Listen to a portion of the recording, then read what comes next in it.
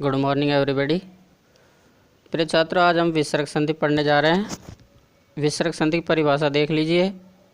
जब विसर्ग के बाद कोई व्यंजन वर्ण या स्वर वर्ण आए तो विसर्ग को विकार या परिवर्तन हो जाता है। इस विकार या परिवर्तन को ही विसर्ग संधि कहते हैं। प्रिय छात्रों, सभी की परिभाषा अलग अलग होती है। जैसे व्यंजन की बात करें तो व्यंजन में हमने पढ़ा था कि जब किसी व्यंजन वर्ण के बाद कोई स्वर वर्ण या व्यंजन वर्ण आए तो व्यंजन संधि होगी। वही विसर्ग की परिभाषा हो जाएगी कि जब विसर्ग के बाद कोई व्यंजन वर्ण या स्वर वर्ण आए तो विसर्ग के स्थान पर कोई आदेश हो जाता है, उसे विसर्ग संधि कहते हैं। अब विसर्ग संधि में क्या क्या आदेश होता है इन्हें हम यही समझ लेते हैं। विसर्ग संधि में प्रिय छात्रों 4 प्रकार के आदेश होते हैं। देखो, विसर्ग को निम्न परिवर्तन होता है, अर्थात विसर्ग के स्थान पर निम्न परिवर्तन होंगे। जैसे पहला है कि जब विसर्ग को स आदेश होता है तो उसे सत्व विसर्ग संधि के नाम से जाना जाता है। इसलिए विसर्ग संधि के 4 भेद कर दिए, सत्व, रुत्व, उत्व और लोप। तो विसर्ग संधि को सत्व कब कहेंगे? जब विसर्ग के स्थान पर स आदेश हो जाता है। दूसरा पॉइंट है, जब विसर्ग का र आदेश होता है तो उसे रुत्व विसर्ग संधि कहते हैं। तीसरा है कि जब विसर्ग का उत्व या औत्व आदेश हो जाता है तो उसे उत्व विसर्ग संधि कहते हैं। तथा चौथा पॉइंट है, जब विसर्ग का लोप हो जाता है, अर्थात जब कोई संधि ना हो तो विसर्ग का लोप करना पड़ता है, तो जब विसर्ग का लोप होता है तो उसे लोप विसर्ग संधि कहते हैं। यह है चारों भेद। इनमें से पहला पढ़ते सत्व विसर्ग संधि। अब देखिए कुछ पॉइंट यहाँ दे रखे। अतः विसर्ग संधि के मुख्य 4 भेद होते हैं: सत्व विसर्ग संधि, रुत्व विसर्ग संधि, उत्व विसर्ग संधि, लोप विसर्ग संधि। सबसे पहले हम पढ़ते हैं सत्व विसर्ग संधि। सत्व विसर्ग संधि, यदि विसर्ग जानते हो कैसे होते हैं? ऐसे, यदि विसर्ग के बाद स्वर वर्ण क्या है प्रिय छात्रों? खर वर्ण आए। खर है ये, स्वर नहीं। यदि विसर्ग के बाद खर वर्ण बोले तो कैसे वो होंगे? किसी भी लाइन का पहला दूसरा वर्ण आ जाए या स हो तो विसर्ग के स्थान पर स आदेश हो जाता है। विसर्ग के स्थान पर क्या आदेश हो जाता है? स आदेश हो जाता है। लेकिन ये स क्या होते हैं? 3 प्रकार के होते हैं, ऐसा, रैसा, रैसा। अब इनके नियम भी बताऊंगा। स किसके साथ कौन से स बनाना पड़ेगा और किसके साथ कौन सा स बनाना पड़ेगा। देखिए, वापिस सुन लीजिए। सिंपल सी परिभाषा, इसमें कोई कुछ नहीं याद रखना है अपने को। तो प्लस से पहले विसर्ग देखना है और उसके बाद ये पहला दूसरा या स वर्ण कहीं दिख जाए तो वहाँ ओनली सत्व ही होगी और कोई सी नहीं होगी। सुनिए, यदि विसर्ग के बाद किस खर वर्ण आ जाए, खर वर्ण बोले तो किसी वर्ग का पहला दूसरा स वर्ण हो तो विसर्ग के स्थान पर स आदेश हो जाता है। अब ये स कैसे होते हैं इनको भी समझ लेते हैं। यदि विसर्ग के बाद स दे रखा हो, इन 3 स में से ये स दे रखा हो, या क की लाइन दे रखी हो, या तय वर्ग दे रखा हो, वर्ग बोले तो तय की लाइन दे रखी हो, तो विसर्ग का स करेंगे। इन 3 स कर रहे थे ना, तो इन 3 स में से कौन सा स करेंगे? या ऐसा स करेंगे। क्यों? क्योंकि बेटे इस स के साथ ये स ही बैठता है। क की लाइन का कोई भी वर्ण आ जाएगा तो यही स लिखना पड़ता है, तय के बाद भी यही स लिखना पड़ता है। इसलिए कह रहा है कि यदि मान लो विसर्ग के बाद स आ जाए, या क की लाइन का कोई अक्षर आ जाए, या तय की लाइन का कोई अक्षर आ जाए, तो विसर्ग के स्थान पर जो स बनाएंगे ना तीनों में से, वो ऐसा स बनाएंगे, ये वाला स बनाएंगे। दूसरा स वाला क्या कब बनेगा? यदि विसर्ग के बाद स आ जाए या च की लाइन का कोई अक्षर आ जाए तो विसर्ग का वहाँ ऐसा स बनाना पड़ेगा। तीसरा है, यदि विसर्ग के बाद स षटकोण वाला आ जाए, या ट की लाइन आ जाए, या प की लाइन आ जाए, तो विसर्ग का ऐसा स बनाना पड़ेगा। क्यों? क्योंकि प्रिय छात्रों, कभी भी देखा होगा आपने, स जो होते हैं, ये जो स होता है, ये स हमेशा या तो स के साथ लिखा देखा होगा आपने, या क के साथ लिखा हुआ देखा होगा, या त के साथ लिखा हुआ देखा होगा। कभी भी च के साथ ये स नहीं देखा होगा आपने। और इस स प के साथ भी कभी भी स नहीं देखा होगा, ट के साथ नहीं देखा होगा, इसके साथ नहीं देखा होगा। इसलिए क्या है, अपने वर्णों के साथ ही बैठते हैं, अर्थात अपने वर्णों के साथ ही लिखे जाते हैं। इसलिए ये स कभी भी विसर्ग का जब स इन तीनों में से बनाएंगे तो ये स कब बनाएंगे, जब ये स आ रहा है पहले से ही, या क की लाइन आ रही है, तय की लाइन आ रही है। ये स कब लिखेंगे विसर्ग का, जब च की लाइन आ रही है या ये स आ रहा है। ये स कब लिखेंगे, जब ट की लाइन आ रही है या प की लाइन आ रही है या पहले से ऐसा स आ रहा है। जैसे उसने कह दिया विसर्ग से पहले ये आ गया और इसके बाद स आ गया, तो हम विसर्ग का जब स बनाएंगे तो कौन सा बनाएंगे, ये स, डबल स हो जाएगा। मान लो विसर्ग के बाद स आ गया तो कौन सा स बनाएंगे, यही स बनाएंगे। यदि विसर्ग के बाद क्या आ गया, स आ गया, तो कौन सा स बनाएंगे, यही स बनाएंगे, डबल स हो जाएगा। ऐसे याद रखना है। देख लीजिए, इसको उदाहरण देख लेते हैं अब।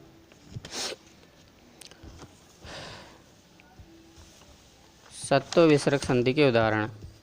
सत्व विसर्ग संधि उदाहरण देख लीजिए, जैसे नम प्लस ते, विसर्ग के बाद क्या आ गया, किसी वर्ग का पहला दूसरा वर्ण आए या स में से कोई भी आए तो क्या करेंगे, विसर्ग का स बना देंगे। अब स कौन सा, तय की लाइन के साथ कौन सा बैठता है, ये स बैठता है।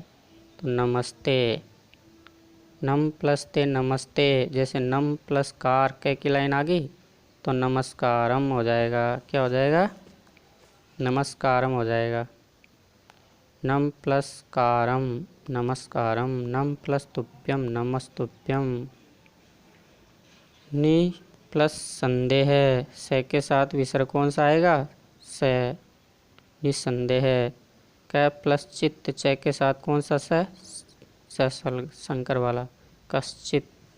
राम प्लस च रामश्च, मृगा प्लस चरंती मृगाश्चरंती। हरि प्लस चंद्र हरिश्चंद्र, नि प्लस छल निश्चल। विष्णु प्लस त्राता, विसर्ग का स बनाएंगे, विष्णु त्राता। तो प्रिय छात्रों, इसमें कोई ज़्यादा भेद नहीं है। जैसे हरि प्लस त्रायते तय आ रहा है यहाँ, तो विसर्ग का स बनाना पड़ेगा, हरिस्त्रायते। पुन प्लस च, विसर्ग का स बना दो, पुनश्च। व्याकुल प्लस चलती व्याकुल चलती। तत् प्लस तेसु ततस्तेसु। जन्म भूमि च जन्म भूमिश्च। शिक्षणिया प्लस तु शिक्षणियास्तु, मिला के लिख देना स लगा के। कपोतास तत्रोपविष्टा, स को हटा देना और विसर्ग बना देना। तो प्रिय छात्रों, ज़्यादा नहीं, विसर्ग का स बनाना है और स पहले से है तो हटा के विसर्ग बना देना। वापिस देखो, इसका विसर्ग बना दो, स का नम हो जाएगा। यहाँ भी स का विसर्ग बना देना और विसर्ग है तो स बना देना। इसके बाद सेकंड नंबर की संधि है ऋतु विसर्ग संधि। ऋतु विसर्ग संधि की परिभाषा पढ़ लेते हैं। यदि विसर्ग के बाद ए आ न हो। अब प्रिय छात्रों, सत्तू में तो हमने कुछ नहीं देखा था, विसर्ग के पहले क्या है और विसर्ग के बाद क्या है, लेकिन यहाँ ऋतु से अब हमको क्या देखना पड़ेगा, विसर्ग के पहले वाला वर्ड भी देखना पड़ेगा कि यार विसर्ग से पहले क्या आ रहा है और उसके बाद क्या आ रहा है, दोनों तरफ देखना पड़ेगा। तो देखिए, यदि विसर्ग के पहले ए आ न हो और विसर्ग के बाद किसी वर्ग का तीसरा चौथा पांचवा या यवरलय है या स्वर वर्ण हो तो विसर्ग का र आदेश हो जाता है। अब सिंपल सी बात है, यहाँ अपन को प्लस से पहले जो विसर्ग आएगा ना, उसके पहले वाली चीज़ें देखनी है बस।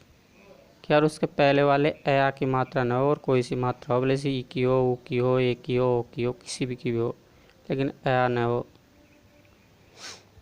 तो जब ए न हो ना विसर्ग से पहले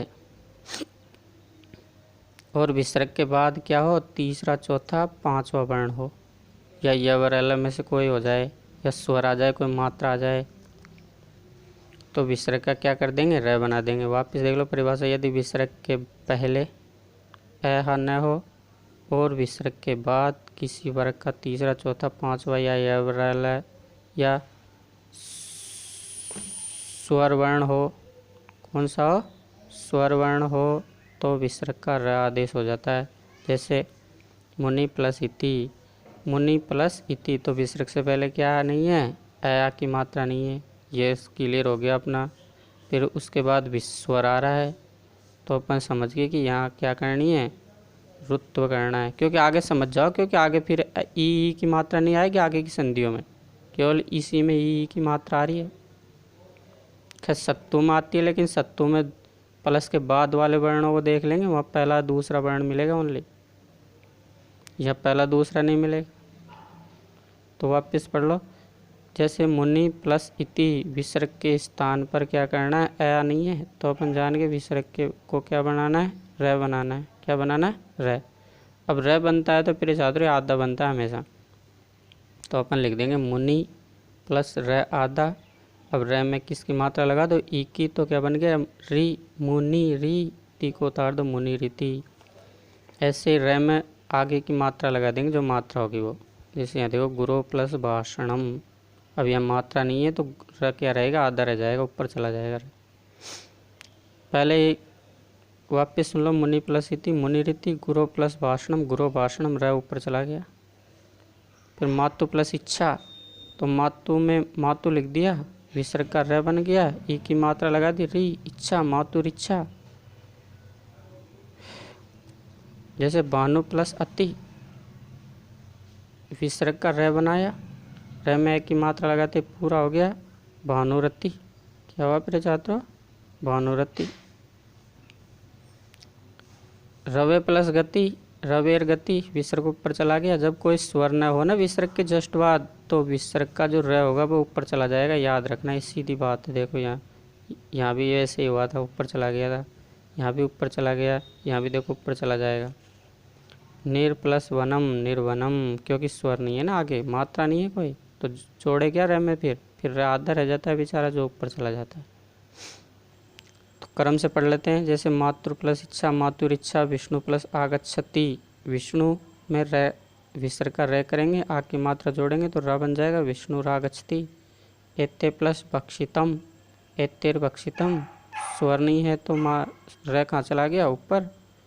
आयुर्वेद, आयुर्वेद है।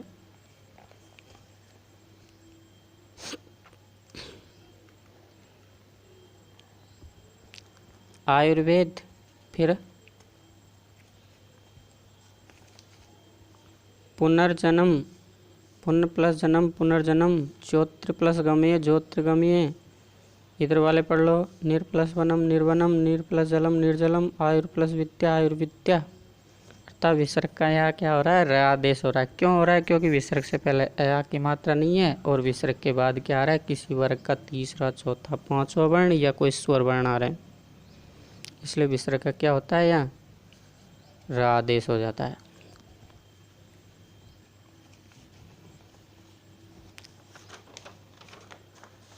इसके बाद ऋतु के और उदाहरण देख लो कुछ।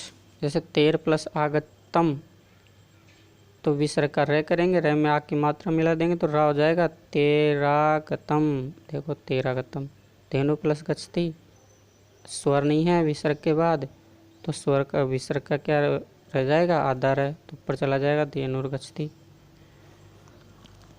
अब कुछ इनमें इम्पोर्टेंट वर्ड भी आते हैं। देखो, यदि अ या आ के आकारांत कोई अव्यय हो या ऋकारांत शब्दों के साथ, यानी री वाला कोई शब्द आए, तो वहाँ विसर्ग को अ आ पूर्व में रहते हुए भी र आदेश होता है। अब अपन ने पहले ऋतु संधि की परिभाषा ये पढ़ी थी कि विसर्ग से पहले अ आने होना चाहिए, लेकिन यह विसर्ग से पहले अ होते हुए भी र आदेश होगा, अर्थात ऋतु विसर्ग संधि होगी। क्यों होगी, क्योंकि अव्यय है।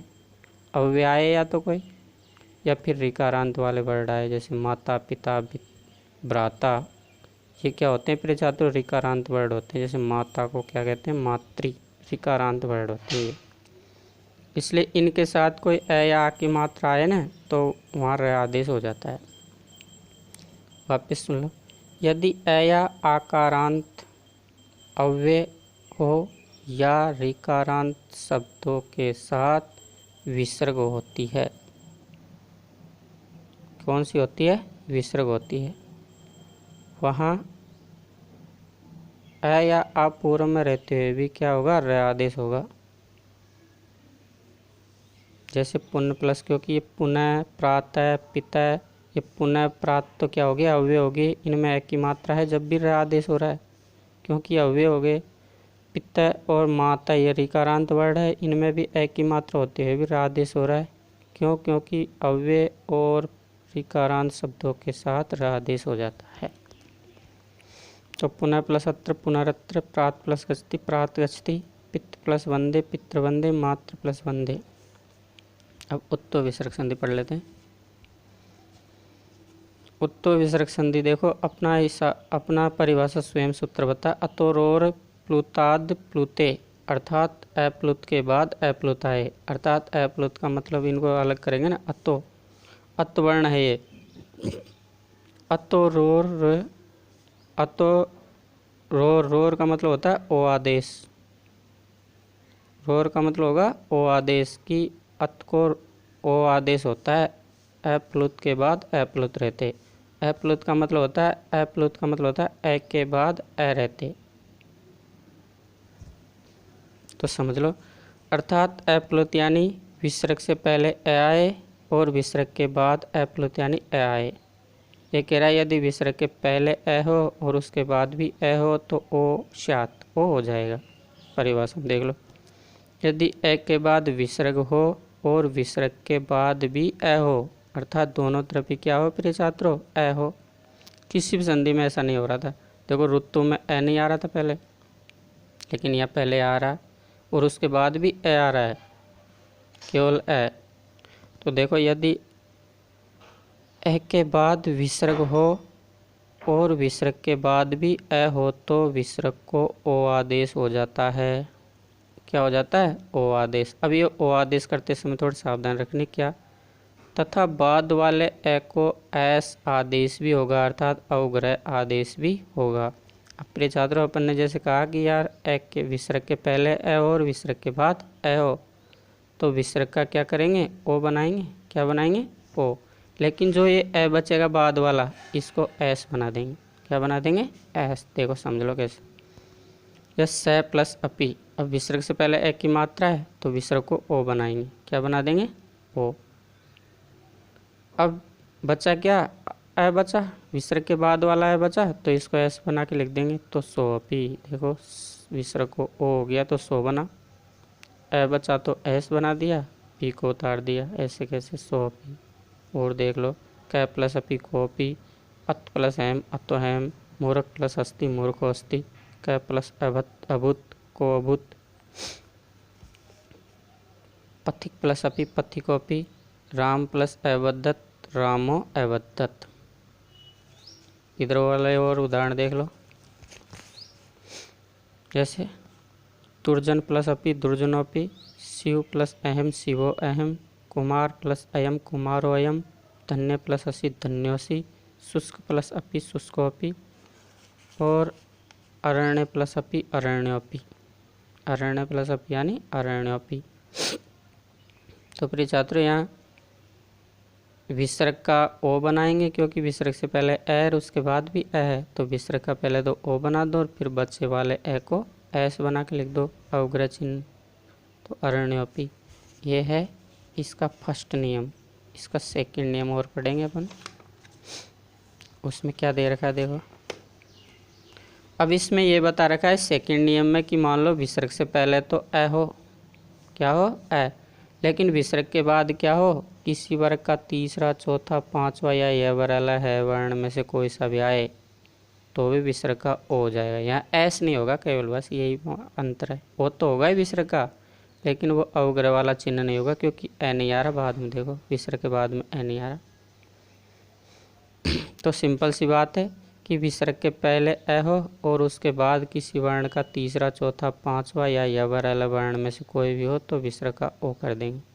या एस नहीं होगा, क्यों नहीं हो रहा, क्योंकि ए नहीं आ रहा बाद में। तो देख लो, नम प्लस नम है नमो नम है, जहाँ ओ बीच में हो रहा है तो समझ लो उत्तो विसर्ग संधि है, सीधी सी बात। यश प्लस दा यशोदा, ओ की मात्रा बना दी, विसर्ग को ओ बना दिया।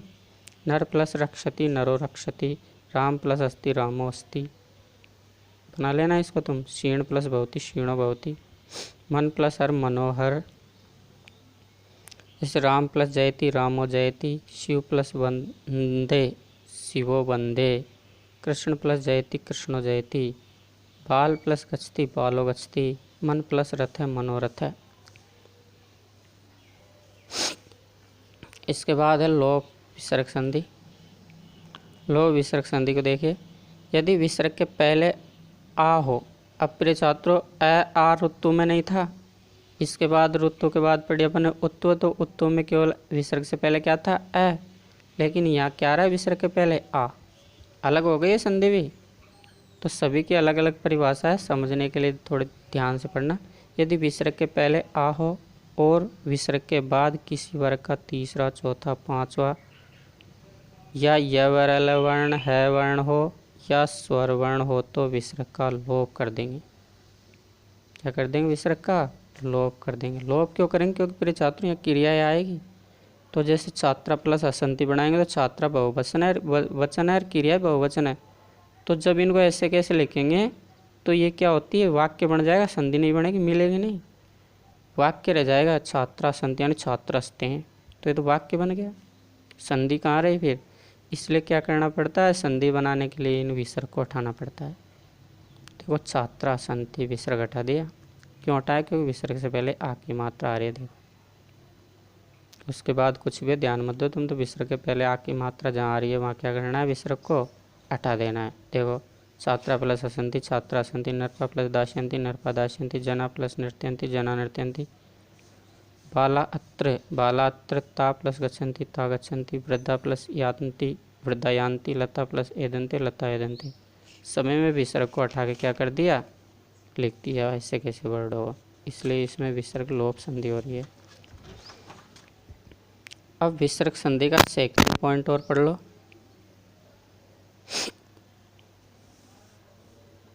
जैसे लोप विसर्ग संधि का सेकंड पॉइंट है, यदि विसर्ग से पहले एस या स हो। अब प्रिय छात्रों लोप विसर्ग संधि के तो सिंपल परिभाषा हमने पढ़ी थी कि विसर्ग के पहले क्या हो, आ की मात्रा होनी चाहिए, तब तो विसर्ग का अपन क्या कर देंगे, लोप कर देंगे और लोप विसर्ग संधि होती है। लेकिन कुछ कंडीशन ऐसी होती है कि विसर्ग के पहले अ होते हुए भी विसर्ग का लोप करेंगे। क्यों करेंगे? क्योंकि ये अव्यय हैं एस और स। जब एस या स विसर्ग से पहले आ जाए कहीं तो वहाँ विसर्ग का लोप कर देंगे। क्या कर देंगे? विसर्ग का लोप कर देंगे। देखो S Vishnu S Vishnu, S गच्छति एस गच्छति, एस इच्छति एस इच्छति, विसर्ग का लोप करके लिख दिया। स तत्र स शंभु स शंभु। याद रख लेना ये एस और स वाले वर्ड को बस, कि एस और स के बाद विसर्ग हो तो मिलाते समय संधि करते समय उसको विसर्ग को हटा देंगे। इस लोप का तीसरा नियम और देख लो। यदि विसर्ग के बाद र आए, ये तो सिंपल है प्रिय छात्रों, मान लो विसर्ग आ रहा है और विसर्ग के जस्ट बाद र आ रहा है तो ये तो याद रह जाएगा र वाला, तो विसर्ग का लोप करना पड़ेगा। क्यों करते हैं प्रिय छात्रों? क्योंकि विसर्ग के जस्ट बाद र आ जाएगा ना, तो विसर्ग का भी र बनाना पड़ेगा, तो डबल र हो जाएंगे। अब डबल र वाले ऐसे कोई वर्ड आपने पढ़े होंगे नहीं, कहीं भी होते नहीं, इसलिए क्या करना पड़ता है, यहाँ विसर्ग का लोप करना पड़ता है, जब जाके संधि होती है। अब आप ये देख लो इसी परिवार, यदि विसर्ग के बाद र आए तो विसर्ग का लोप हो जाता है। अब लोप करते समय क्या सावधानी रखेंगे, लोप तो करेंगे लेकिन ये कार्य और करना। देखो तथा विसर्ग से पूर्व वर्ण का दीर्घादेश भी हो जाता है। विसर्ग से पहले वाला जो वर्ड होगा ना, वी है या नु है या री है या भू है, तो इसका दीर्घ और करना पड़ेगा। दीर्घ का मतलब होता है बड़ी वाली मात्रा लिख देंगे बस।